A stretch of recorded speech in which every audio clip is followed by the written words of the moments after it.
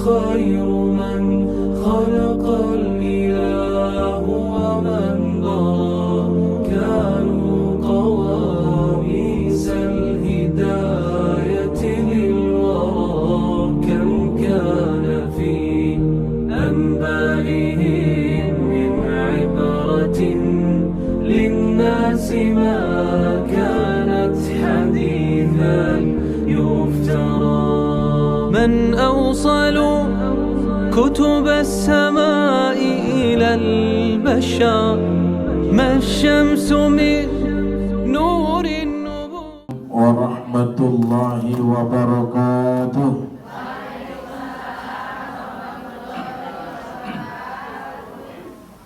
الحمد لله رب العالمين والصلاة والسلام على سيدنا محمد وخاتم النبيين وأفضل المرسلين وعلى آله وأصحابه أجمعين.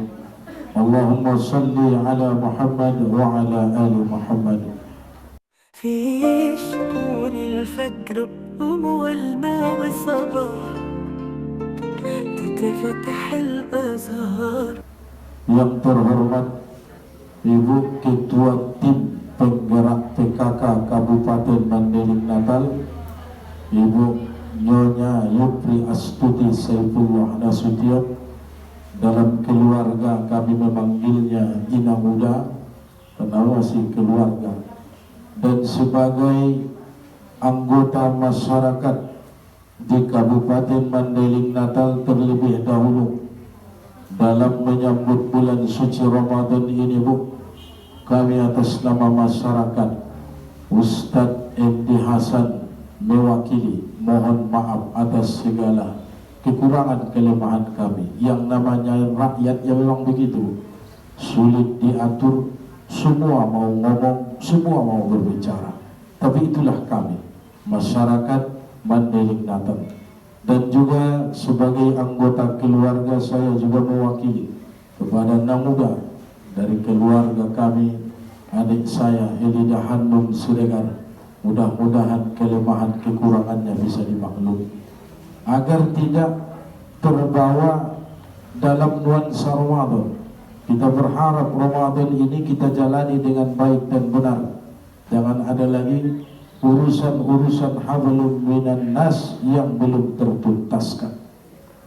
Dan dalam kesempatan ini hadir juga ibu-ibu PKK kecamatan lengkap dengan baju seragamnya. Alhamdulillah, pada hari ini begitu semarak kita mengaji di Sobogodang atau pendopo rumah dinas Bupati Mandailing Natal. Berhubung ibu-ibu PKK yang melaksanakan atau yang menjadi penyelenggara kajian ini, ingin saya sampaikan tuntunan Allah pada Al-Quran terkait bulan Ramadan itu tercatat pada Quran surah Al-Baqarah ayat 183 sampai 187. Ibu harus baca di rumah agar tidak bingung. Berikut dengan terjemahannya, Al-Baqarah 183 sampai 187. Apa kata Allah pada ayat itu? A'udzubillahi minasyaitonirrajim. Ya ayyuhalladzina amanu kutiba alaikumussyam. Wahai orang-orang yang beriman, telah diwajibkan atas kamu berpuasa. Ilmu Quran menjelaskan bahwa setiap kata iman didahului sambungnya pasti amal soleh. Jadi pelajaran buat kita semua, setiap iman di awal sambungnya pasti amal soleh. Kita mau mencari ayat apa? Ayat puasa. Inilah Al-Baqarah 183. Atau kita mau mencari ayat solat. Solat adalah amal soleh, pasti didahului dengan kata iman. Misal, ya ayyuhalladzina amanu idza qumtum ila sholati faghsilu wujuhakum. Wahai orang-orang yang beriman, apabila kamu hendak solat, basuhlah wajahmu dua tanganmu sampai sikumu, sapulah kepalamu, basuhlah kakimu sampai matahari kakimu. Sedetail itu Allah jelaskan, dimulai dengan kata aman, orang beriman. Atau ibu mau cari ayat tentang zikir. Zikir adalah amal soleh, mengingat Allah. Akan kita dapati contoh ayat, ya ayyuhalladzina amanu uzkurullaha qiyaman wa qu'udan wa ala junubikum. Wahai orang-orang yang beriman, ingatlah Allah dalam keadaan berdiri, duduk atau berbaring. Jadi semua amal soleh didahului dengan kata iman. Apa hikmah di balik itu? Bu, ibarat tanaman, ada akar, ada batang, ada buah. Akar itulah iman, batangnya itulah amal soleh, buahnya itulah takwa. Pada Al-Baqarah 183, tiga-tiganya Allah sebutkan, ya ayyuhalladzina amanu, itu akar. Kutiba alaikumussyam, itulah batang yang harus berkembang. Makin lama dia harus besar, memberi cabang dan ranting, memberi daun. Lalu ujungnya la'allakum tattaqun, itulah buah. Apa artinya kita punya akar, tak punya batang? Karena akar ini bernilai, begitu tumbuh batang. Akar kuat, hebat, tapi tidak kunjung tunas batangnya. Apa artinya? Tanaman itu tidak bermakna dalam kehidupan. Atau ada akar, batangnya hebat, batangnya besar, tapi sudah 30 tahun tidak kunjung memberikan buah. Apa artinya?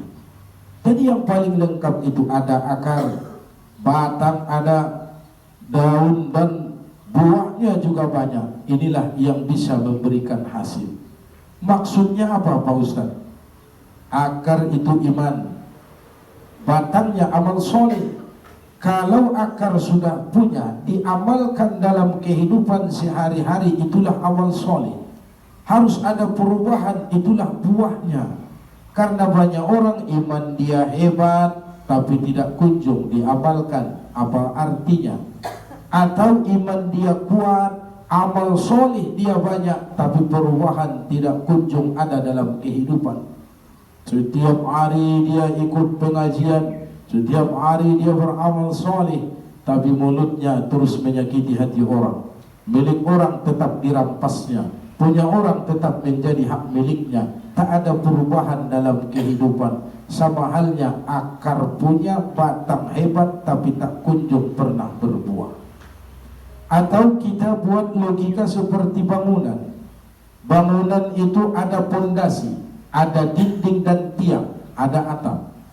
Pondasi itulah iman, dinding dan tiang itulah amal soleh, atapnya itulah takwa. Pondasi sudah, tapi sudah 10 tahun tidak kunjung didirikan tiang dan dinding. Kena panas, kena hujan, pondasi akan rapuh.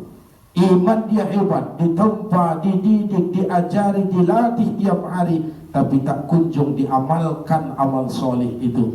Maka sama halnya dengan pondasi tanpa dinding dan tiang. Atau iman dia hebat, amal solehnya banyak, dia sholat, dia puasa, dia zakat, infak, sedekah, bahkan sudah haji dan umrah. Sama halnya dengan orang punya pondasi, ada dinding dan tiang, sudah 30 tahun tidak kunjung dibuatkan atapnya. Kena hujan, kena panas, batu bata akan meleleh dan mencair. Jadi manusia diajari oleh Allah pada Al-Baqarah 183, pondasinya iman. Lalu praktekkan dalam kehidupan nyatanya, namanya amal soleh. Harus ada perubahan dalam hidupmu, namanya takwa. Orang yang punya gelar takwa, itulah yang akan ke surga. Lalu pertanyaan paling mendasar, apa itu iman? Iman adalah hal yang berbeda dengan Islam. Rukun Islam 5 perkara. Mengucap 2 kalimat syahadat, sholat, zakat, puasa, haji. Dia rajin sholat Pak Ustaz, bukti dia muslim, rukun Islam kedua. Rajin dia bayar zakat Pak Ustaz, infak sedekah, rukun Islam ketiga, bukti dia muslim. Kalau datang Ramadan rajin puasa, bukti dia muslim, rukun Islam keempat. Saya sudah haji dan umrah Pak Ustaz, rukun Islam kelima, belum tentu kita beriman. Iman itu kan disebutkan Nabi ada 6 perkara. Antu'minu billahi wa malaikatihi wa kutubihi wa rusulihi wal yaumil akhir wa qada'i khairihi wa syarrihi. Beriman pada Allah, malaikat, kitab, rasul, hari kiamat, qada dan qadar. Tidak ada kaitan dengan sholat, tidak ada kaitan dengan puasa.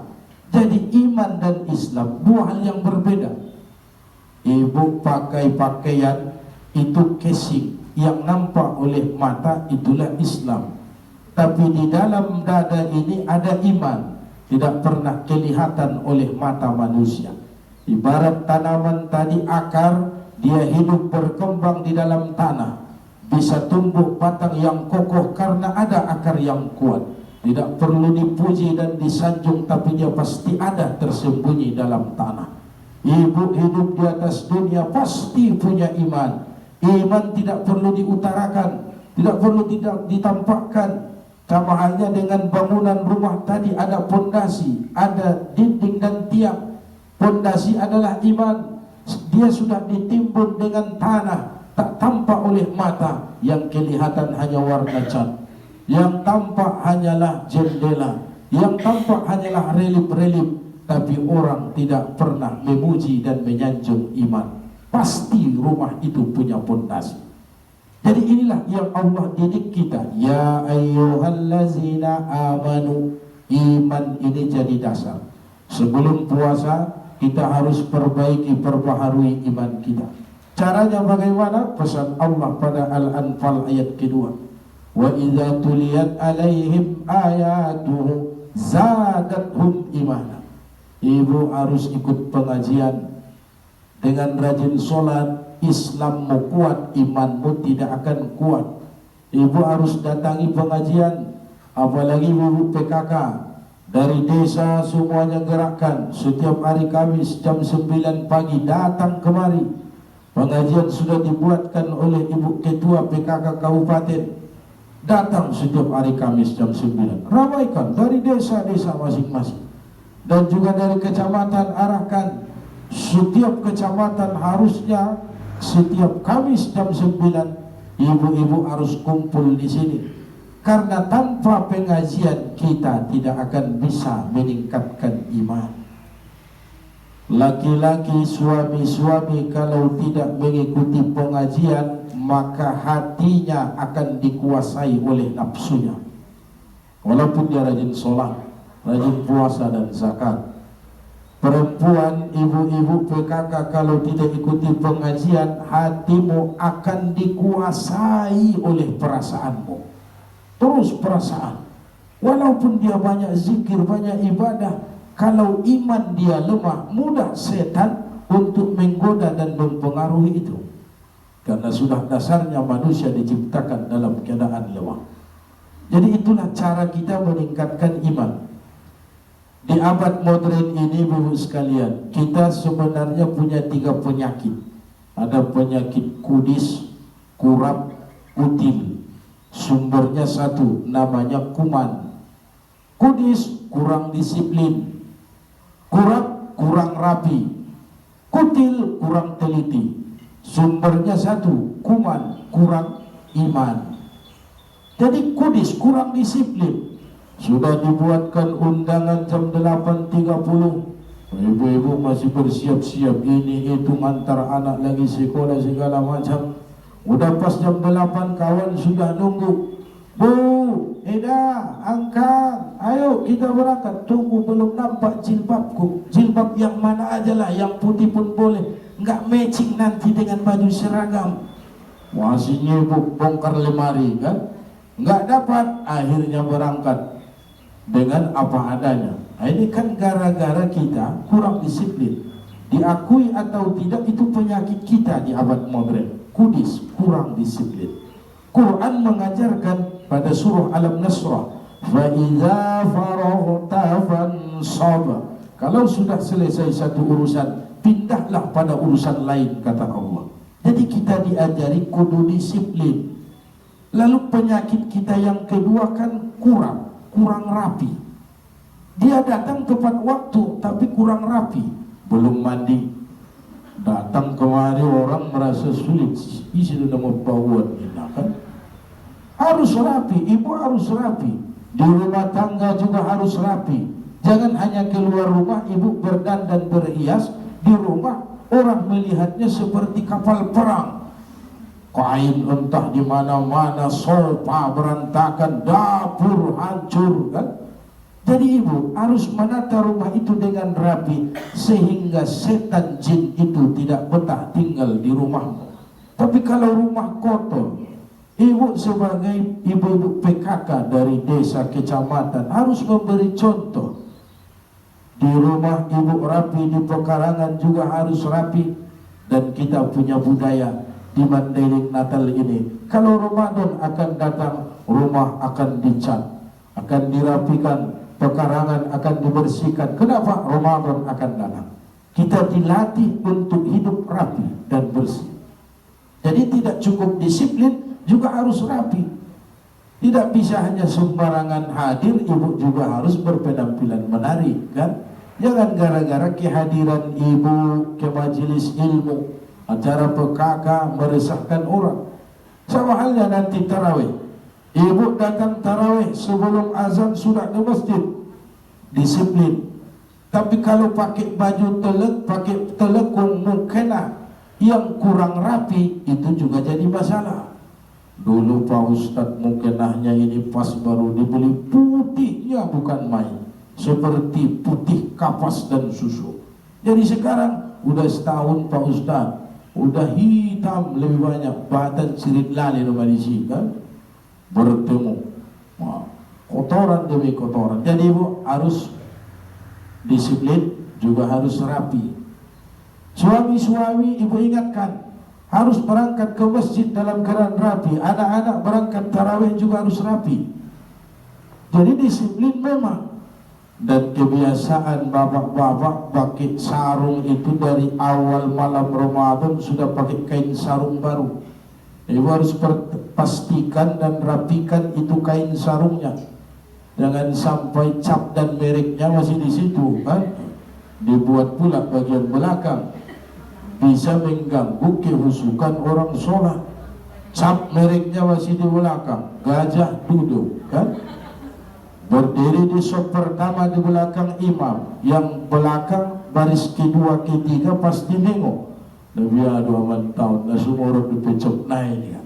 Karena istrinya tidak merapikan, mengganggu orang sholat memang. Karena pas takbiratul ihram, mata orang yang sholat itu kan ke tempat sujud. Yang baris kedua kan nampak cap merek sarung suami ibu kan? Mengganggu sholat. Orang baca Allahu Akbar, dia kagak Allah, gajah duduk gitu kan? Kan mengganggu kehusukan sholat bu. Makanya di samping kita disiplin juga harus rapi. Jangan sampai kita hidup dalam beribadah, dalam bergaul bermasyarakat jadi omongan orang. Dan rapi itu adalah salah satu ciri khas Rasulullah. Dia bangun rambutnya sudah rapi, dia bangun dari tidurnya sudah bersih, dia keluar rumah ia pastikan walaupun rambut Nabi itu panjang sampai menyentuh bahunya tapi dirawat dengan rapi. Pakaian Rasulullah itu walaupun sederhana tapi sangat rapi.